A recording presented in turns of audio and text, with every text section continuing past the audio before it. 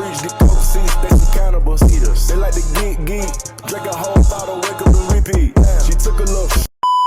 Hey guys, it's Naya here, and I'm back with another video. And today, today we're gonna be reacting to Dr. Umar on why black men prefer light-skinned women. Ooh, let's see what he says about this. Oh no, y'all. Cause he do be saying some out of pocket stuff, but most of the time I think I agree to him, to most of the things that he said. I'm not sure, but yeah, let's get into it. So on us sisters too, we practice color. Black men. I'm gonna put this on us sisters too. We practice color. I think the colorism of black men in the dating world supersedes the colorism of sisters in the dating world. See, we never, you don't hear this conversation. Yes, sir. Yes, sir. So yes, now, what sir. do you mean by that? Black men are extremely biased against dark-skinned black women. I've been in rooms. No, for real. I feel like that too. I've been in that mix. Before they made like the whole like brown skin thing, I was considered just dark skin, and a lot of like, not a lot of guys, like they wouldn't like flat out say like, oh, you too dark, but like there will be like little jokes like, oh, Naya, where you go, or like guys will like prefer like the light, like, you know, they would date the light skinned girls over like the dark skinned women, and that it's okay to have a preference, but it's not okay to like demonize somebody, like make somebody seem like they're quote unquote ghetto or more ghetto because they're darker. Also, it was like this like weird thing. I was walking down the street and I was dating this dude, and he was like, oh yeah, that black B or that dark B or something like that, and I was just like, what? Don't do that around me. I don't care. I mean, I'm lighter than her and stuff. And he was like, you're not as dark as her. You're not like her. And I don't care if I was whiter than a white person. That's weird. Like, I don't like that. Like, we're all human. And then saying like she's ugly and stuff just because she's dark skinned, like she's not even ugly. Like, I don't know, like it's just weird. Now if people ugly, they ugly. Like there could be light-skinned ugly people, like unattractive people or conventionally unattractive, you know, dark-skinned people and light-skinned people. I don't know where this whole thing came from, like only dark-skinned people is like ugly and stuff. Like it just don't make sense. Like what? I've been in events, and this is a global phenomenon too. It's not limited here. It's a Pan-African issue. I've been in spaces, right, where there might be 3 or 4 sisters over there. They are all attractive. But the dark sister, in some cases, stunningly beautiful. Stunningly beautiful.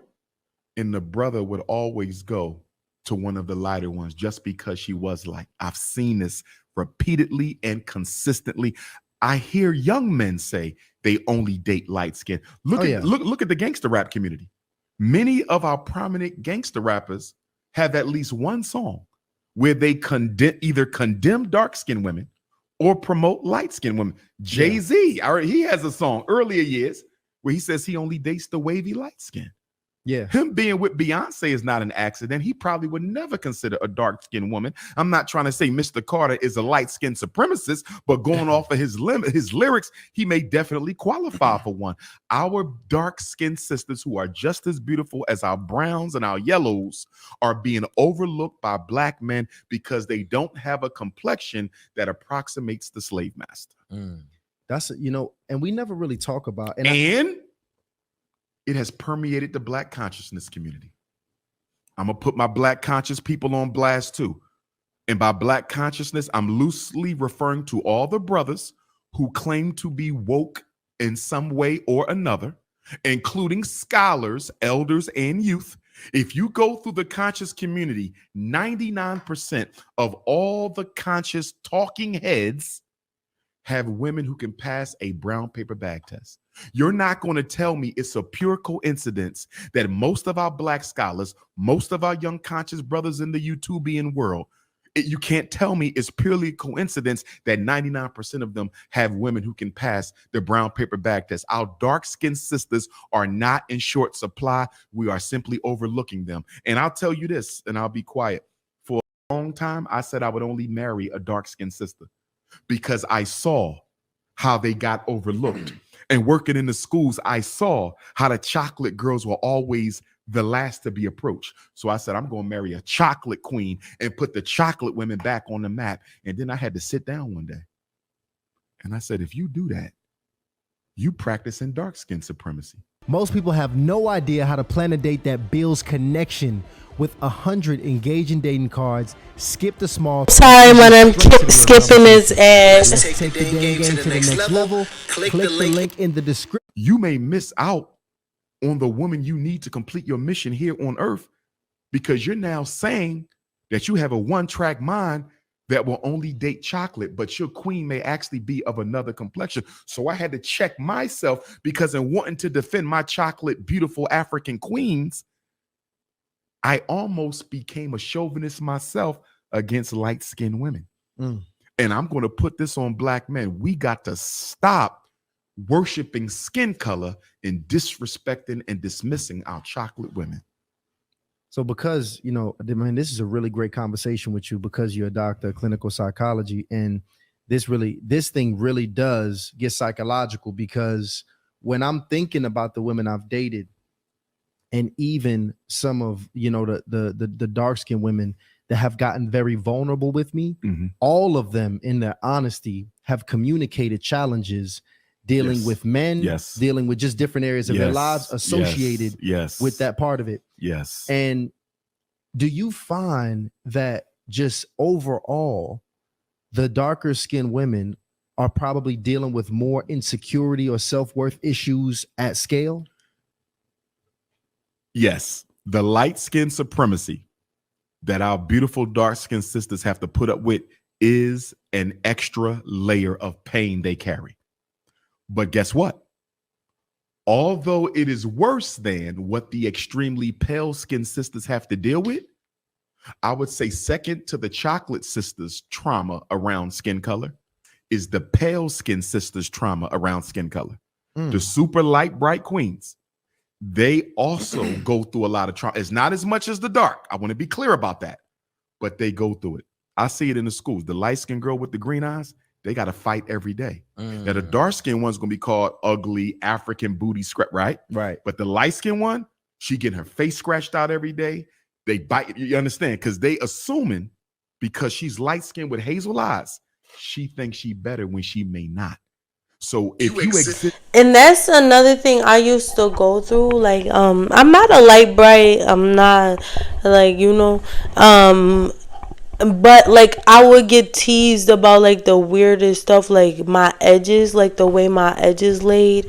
Like sometimes this is around where like we didn't really do edges like that, or they just came out, and I had like just put my hair in a bun, a back bun, and I just like left my edges like the way they were. Like I didn't really do them in or nothing. And this girl, she was like dark skin or whatever, and she came up to me and she was like, did you do your edges? And I was like, oh no, I just like, I didn't like swoop them or nothing. I just like slicked my hair back and left them out. And she went over to somebody else, and then she was like, oh, before she sat back down, she also asked me, did I have a perm? And I was just like, no, like, why did you ask me that? Like, I was like super confused. And she walked back over to the other girls and was like, she's lying. She did her edges and she got a perm. I never had a perm in my life, ever. But it was just weird. Like, why are you so mad at like my hair? And then it was just like other moments where when I really took pride in my blackness and like me being of African heritage in some way, right? And I was wearing like tribal braids, and I walked in, and I don't know if I told y'all this story before, but I walked in and the girl was like, oh, she swears she African. She swears she African. And I was just so confused. I'm like, we all African. Like, we're all black. Like, why are you so mad? Like, bro, go ahead. And there was like constant arguments on if I was like mixed or something like that. And I'm not even, I don't even think I've looked that mixed or like I look ambiguous or whatever. But I was just treated very, very weirdly. Like, I don't know. It was just weird. And because I was so skinny, that was another thing that added to it. It was like, oh, she's skinny, she not black enough, or like I'm shaped like a white girl, or I'm shaped like a boy, I don't have no butt, I don't have this and that. And mind you, I'm a kid, like I'm not even supposed to be like, and even if I did have a body like that, why am I being sexualized as a kid? Like, why are we kids learning this stuff and being able to tease each other about our bodies and about our complexions and about our hair textures and our eye colors and things like that? I don't know. It's weird. On either extreme of the color continuum within the African kingdom, you suffer. That's true. If you're a tan and a brown, you safe.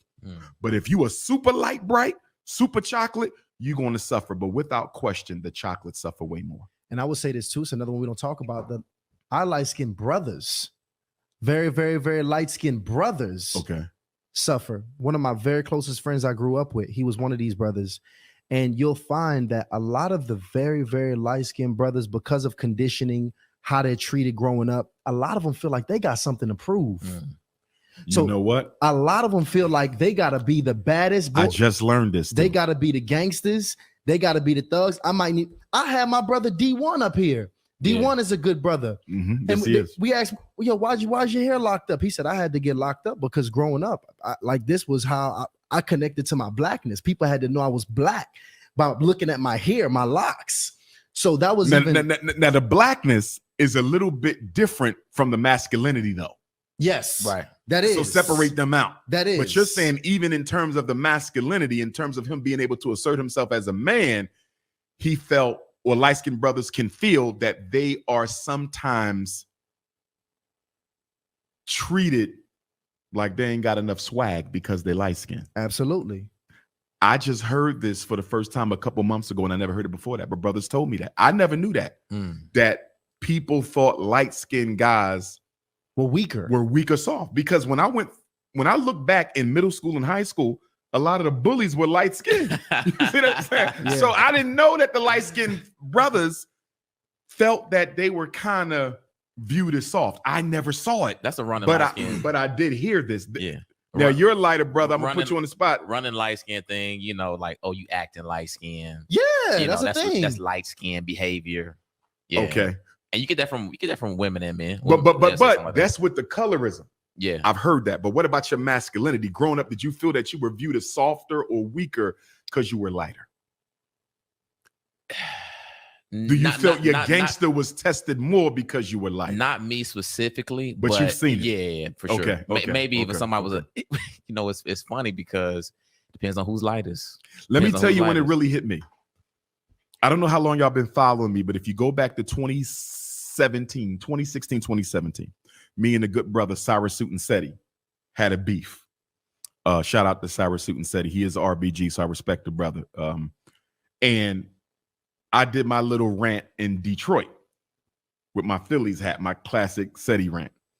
And I called him albino because I'm going in on him.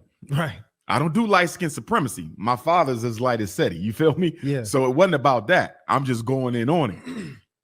And I started getting hit up by all these light skinned Africans, men, women, elders like Dr. Umar. You got to take that back. You can't say that, because a lot of us struggle. I didn't know. Yeah. You feel me? Yeah. Because there was a light skin privilege in society, I overlooked the fact that although this may count more in the white world, it can be a detriment in the black community. You see that? So I had to check myself on that. So shout out to all my light-skinned folks, and apologies to those I might have offended a couple years ago. That's almost 9 years ago, 17, 18, 19, 20, 1, 2, 3, 7 years ago with the SETI comment about skin Africans and my albino Africans.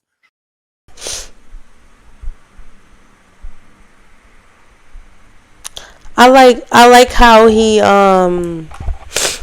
apologized, and but just because you're light skinned don't mean you're albino. But it's different social classes. There's different not social classes, but there's different ideologies and different social spaces or cultures as well. Guys, comment down below any other videos y'all would like me to react to, and I will be sure to do that. And thank you for watching this video. Make sure y'all like, comment, and subscribe. And I had a great day. I hope you had a great day, and bye.